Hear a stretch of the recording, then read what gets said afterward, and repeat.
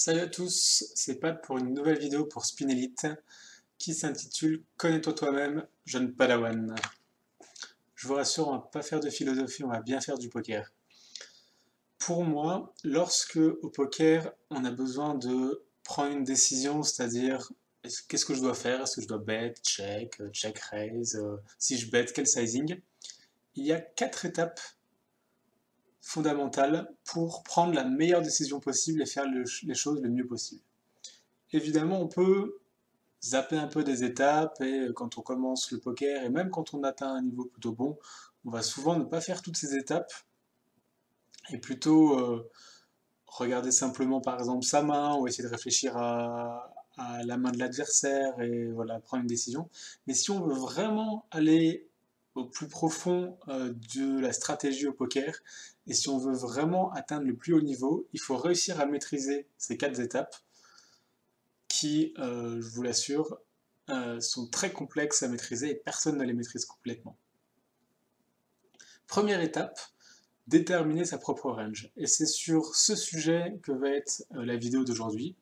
Peut-être éventuellement qu'il y aura d'autres vidéos futures sur les autres sujets, mais pour l'instant, en tout cas, on va faire la première étape, déterminer sa propre range. La seconde étape, c'est estimer la range adverse. Évidemment, notre propre range, vu que c'est nous, on peut la connaître assez précisément. La range adverse, on est obligé de faire des hypothèses, on peut faire qu'une estimation. Est-ce qu'il aurait 3 bêtes As-Valet ou pas, pré-flop? C'est à nous d'estimer, on peut dire que voilà, je mets As-Valet dans sa range, je mets avec un certain poids, si on parlait en probabilité, dans le sens où peut-être que de temps en temps il va aussi les 3 bêtes, donc il n'a pas non plus tous ses As-Valet. Enfin voilà, on est obligé de faire des estimations, des hypothèses en disant je pense que là il a ces combos-là, il n'a pas trop ces combos-là, de temps en temps il a ça, mais c'est rare, etc. C'est tout le but du poker, essayer de comprendre non pas quelle est la main de l'adversaire, mais plutôt quelle est sa range. Troisième étape, analyser comment les deux ranges interagissent avec le board. Ça c'est vraiment très important. Une fois qu'on sait à quoi ressemble notre range, à quoi ressemble la range de l'adversaire, il faut vraiment faire cette interaction et voir en quoi ces deux ranges interagissent, frappent ce board. Sur un board As-7-2, est-ce que ma range serait pas beaucoup plus forte que la sienne? Sur un board Roi 9, 6, 9, est-ce que cette doublette du 9 turn, ça toucherait pas plutôt sa range que la mienne? Voilà, c'est toutes ces réflexions-là. Est-ce que ce cœur river qui amène un quatrième cœur, est-ce que ça avantage plutôt l'un ou l'autre? Qui a le plus de cœurs dans sa range? C'est cette troisième étape où il faut réussir à analyser ça et à comprendre comment est-ce que ce board-là il va interagir avec les deux ranges. Et enfin, quatrième étape, à partir de cette analyse, il faut en déduire une stratégie. Exemple bateau, qu'on a déjà entendu maintes et maintes fois. Imaginons que j'ai une range très polarisée avec des nuts et des airs complets. Imaginons que l'adversaire a une range plutôt de bluff catcher sur le board en question, donc plutôt des mains middle. Quelle est la stratégie optimale? Et bien souvent dans cette configuration, la stratégie c'est de la part de celui qui a une range très polarisée avec tous les nuts mais aussi des airs, de miser très fort, de miser le plus fort possible, notamment en overbet, avec tous ces nuts et avec une partie de ces bluffs. Plus on peut miser cher et plus on peut inclure de bluffs. Et ça, c'est la stratégie optimale. Dans cette configuration précise, où on a une range polarisée face à une range de bluff catcher. Mais évidemment, cette configuration précise, elle est rarement aussi pure. Bien souvent, les ranges sont beaucoup plus complexes. Rien que par exemple au flop, c'est pas vraiment possible d'avoir une range polarisée contre une range de bluff catcher. Une range au flop, il y a toujours des airs un peu des deux côtés, des nuts un peu des deux côtés, plein de mains qui sont au milieu, voilà. Et bien à partir de tout ça, il faut réussir à établir une stratégie grâce à l'expérience, grâce au travail hors table, etc. Cette quatrième étape est clairement l'étape la plus compliquée.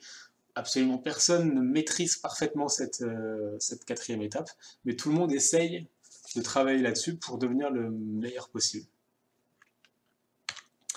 Mais avant d'arriver à cette quatrième étape, on va déjà essayer de faire la première étape, qui est probablement l'étape la plus simple, mais pas forcément non plus la plus évidente. Je pense qu'aucune de ces étapes n'est très évidente. Et je sais, pour avoir fait quelques coachings avec des élèves, que bien souvent, quand je leur pose la question, quand je leur fais un petit exercice sur leur propre range, bah, c'est pas aussi intuitif que ça, et ça demande vraiment de l'entraînement, ça demande de soi-même travailler ça, en exercice, voilà, en exercice hors table ou même in-game, se dire voilà à quoi ressemble ma range. Et c'est vraiment une réflexion qui est très importante et intéressante à se poser. Est-ce que sur cette turn-là, j'ai une idée précise de quelle est ma range? Il faut réussir à faire un peu d'introspection quelque part, réussir à se connaître soi-même. Parfois les élèves ils me disent ah mais je sais pas trop parce que bah j'aurais cette main là, parfois je veux la c bête, parfois j'ai pas la c bête. Bah peu importe si tu la c bête de temps en temps ou pas ou d'autres non, bah tu te dis je sais pas, là j'ai quelques combos de ce valet 10 mais pas tous. En tout cas il faut en être capable, il faut être capable de savoir à peu près à quoi ressemble ta range. Et si tu sais pas du tout si tu as valet 10 dans ce spot ou non, bah, c'est un problème. Rejoue la main, dis-toi que tu as valet 10, qu'est-ce que tu fais? Bah, souvent, tu vas faire à peu près tout le temps la même chose si le spot revient. Donc, tu dois être capable de pouvoir vraiment décrire très précisément dans un spot ta range. Et si ce processus n'est pas automatisé, c'est normal, mais il faut travailler dessus et faire des exercices pour automatiser, parce que c'est vraiment primordial pour les étapes suivantes et pour réussir à jouer le mieux possible. Pourquoi c'est primordial pour réussir à jouer le mieux possible? Je vous donne un exemple. Imaginons que j'ai hauteur 6 sur une river. Je décide de bluffer parce qu'avec ma hauteur 6, je vais sûrement pas gagner. Et que là, je fais un énorme overbet, par exemple. Mon adversaire réfléchit, il se dit, il fait un énorme overbet, sauf que vu le préflop et le flop et la turn, je pense qu'il peut pas avoir ce combo de quinte qui fait nuts, il peut pas vraiment avoir ces brelans là parce que c'est pas possible, il aurait pas joué comme ça. Donc au final, le mieux qu'il a, c'est des petites top pairs. Pourquoi est-ce qu'il m'envoie un énorme overbet? Ça n'a aucun sens. Et il va finir par payer. Simplement parce qu'avec notre combo de 5 et 6, enfin d'auteur 6, probablement qu'on pouvait bluffer, mais en tout cas il ne fallait pas bluffer avec un énorme sizing, parce qu'on n'aurait jamais pu le faire en value. Quand on fait un bluff, il y a toujours une espèce de symétrie. On peut bluffer parce que on va le faire à peu près la même chose avec des values. Si vous n'avez jamais aucune value dans votre range, bah, votre bluff ne sera pas crédible. Donc au final, on ne peut pas simplement regarder notre main précise pour déterminer qu'est-ce que je vais faire. Il faut aussi être capable de comprendre quel est notre range et quelles auraient été les autres mains possibles. Est-ce que dans ce spot-là, j'aurais pu avoir ce combo de nuts, 7 top pairs, etc. Pour ça, il faut donc connaître sa propre range. Et je vous propose du coup un petit exercice. Ce que je vous propose de faire, je vous décris un peu la situation. Vous pourrez mettre ensuite en pause la vidéo si vous voulez faire l'exercice à fond. Essayez d'écrire sur un papier ou dans votre tête à peu près votre range, et puis ensuite on comparera, parce que moi je vais essayer aussi de décrire la range. Donc je vous propose un spot. Ce spot-là, c'est un spot où on est 18 blindes effectives au début du coup. On est en grosse blinde, en heads up. L'adversaire min raise, on défend pré-flop.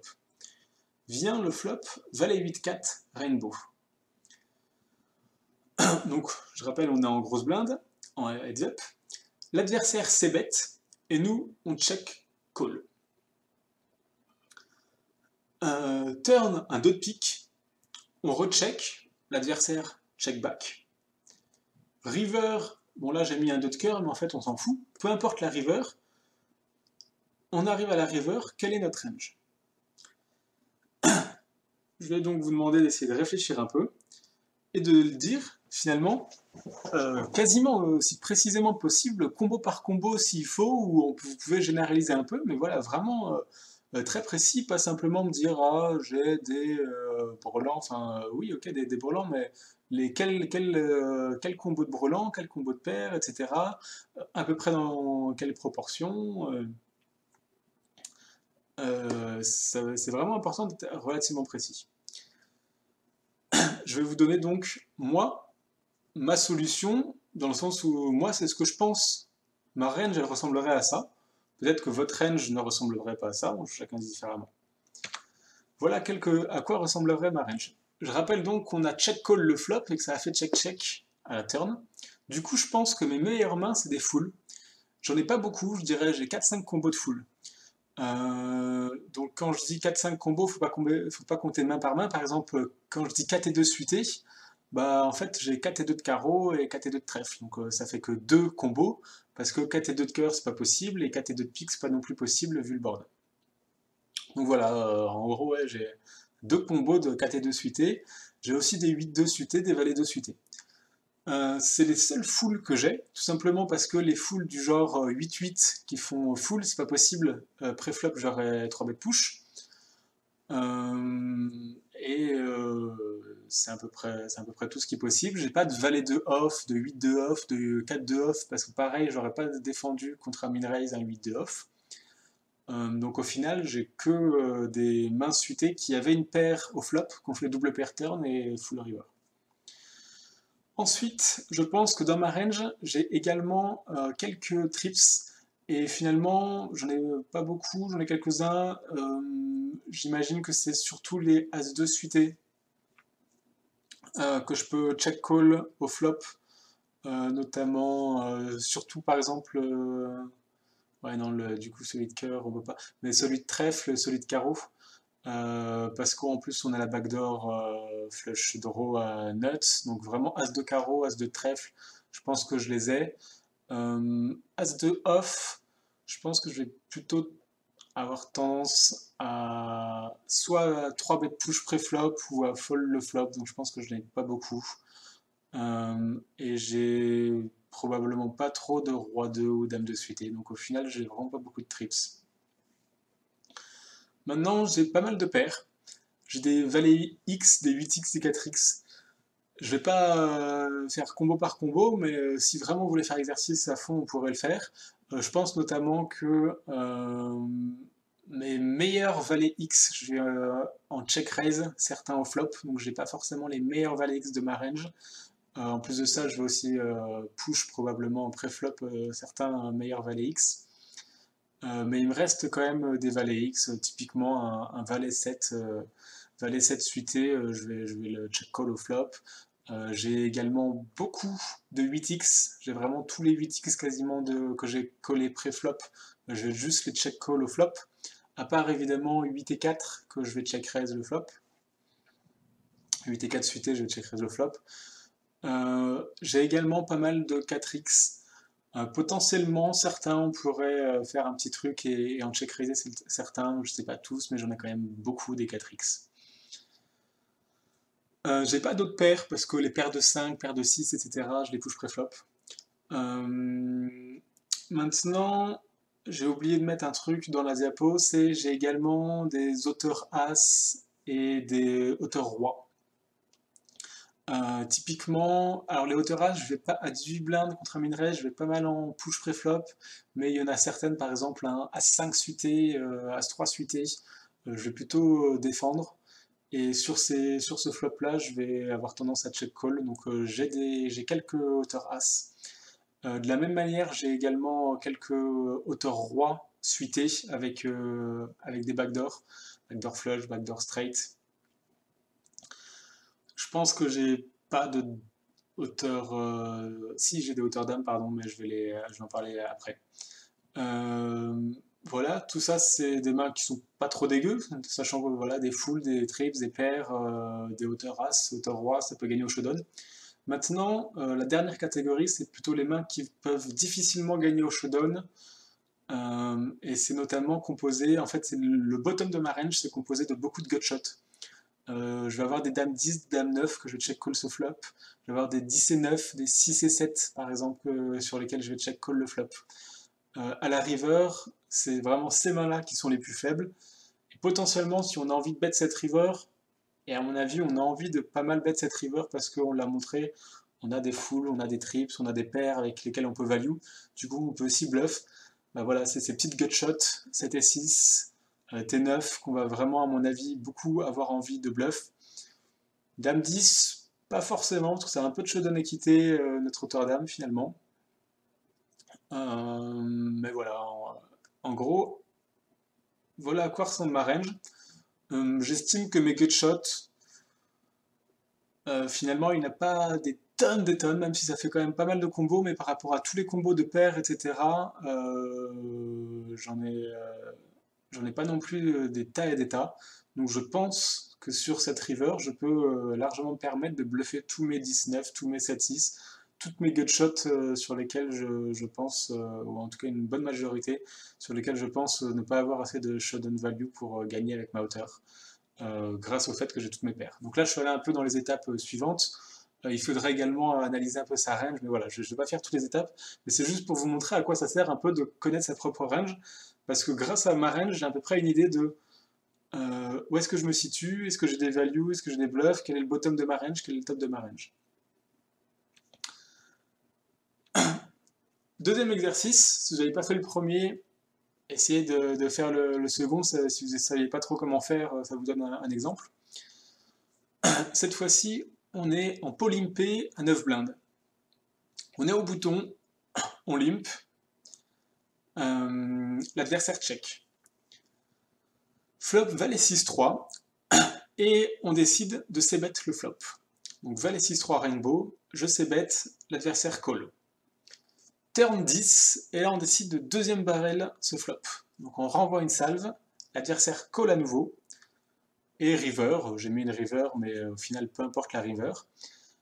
Quel est notre range? On a limpé pré-flop et on a deux barrels sur valet 6-3-10.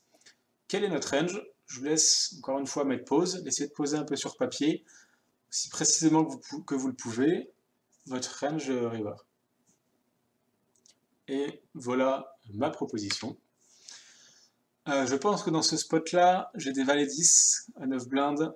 Je vais limper des valets 10 suités notamment, où je vais les limper call.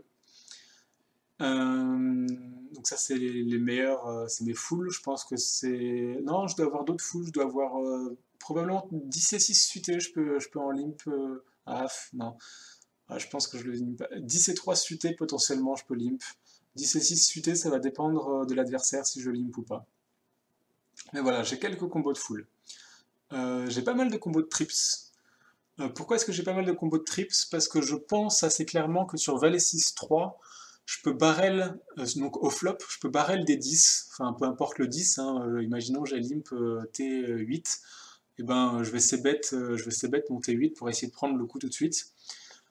Et à la turn, quand je me fais le check call, bah, je pense que je peux renvoyer une salve avec un 10, que c'est suffisamment fort pour renvoyer un 10. J'estime qu'à 9 blindes, l'adversaire va assez souvent raise avec un valet, et qu'il n'y a plus énormément de valets à la turn.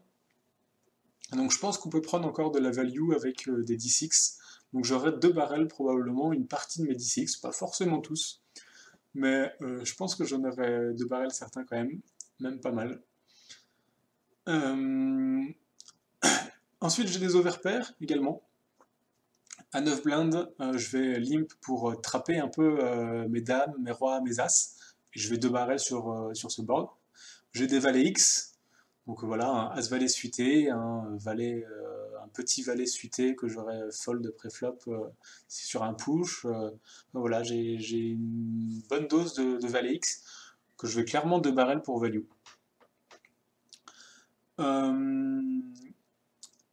J'ai des paires plus faibles également. Je pense que j'ai des 6x, mais je les ai vraiment pas tous. C'est-à-dire que certains 6x, je vais pas les barrel au flop.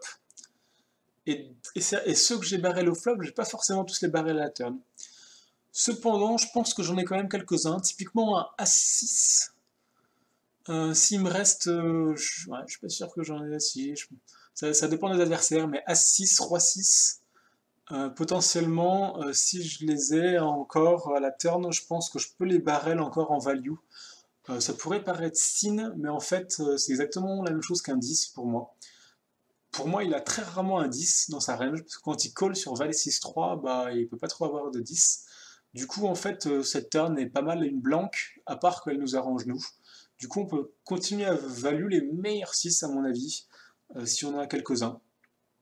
De la même façon, on peut continuer à value les 7, les 8, les 9 par exemple, qu'on a clairement dans notre range. Donc je pense que j'ai ces mains-là à la river. Et enfin, j'ai pas mal de merguez. J'ai donné quelques exemples, mais voilà, un exemple ou un autre, peu importe. Par exemple, je peux avoir une dame 7 off que je link pré-flop, j'essaye de barrel pour prendre le coup au flop, ça marche pas. À la turn, c'est plutôt une turn qui est avantageuse pour moi parce que j'ai des 10, pas l'adversaire, donc je peux renvoyer une salve à la turn et me retrouver river avec dame 7 off. Pareil avec 8-4 suité, j'ai donné deux exemples, il y en a d'autres, donc je pense que j'ai une petite dose de merguez avec lesquels je vais pouvoir bluffer potentiellement à la river. Et je vais pouvoir bluffer à cette river parce qu'on a vu qu'on a des full, on a des trips, on a des overpairs, on a pas mal de trucs qu'on peut value. Du coup, ça nous donne l'autorisation de tenter quelques petits bluffs. Voilà, j'espère que cette vidéo pédagogique un peu vous a plu et n'hésitez pas à nous faire des retours. Euh, N'hésitez pas dans vos propres situations à vous demander un peu quel est votre range. Vous verrez vraiment que une fois que ce sera un processus automatisé, ça va vraiment énormément vous aider dans votre poker et dans votre prise de décision pour savoir qu'est-ce que je dois faire et pourquoi. Allez, à plus!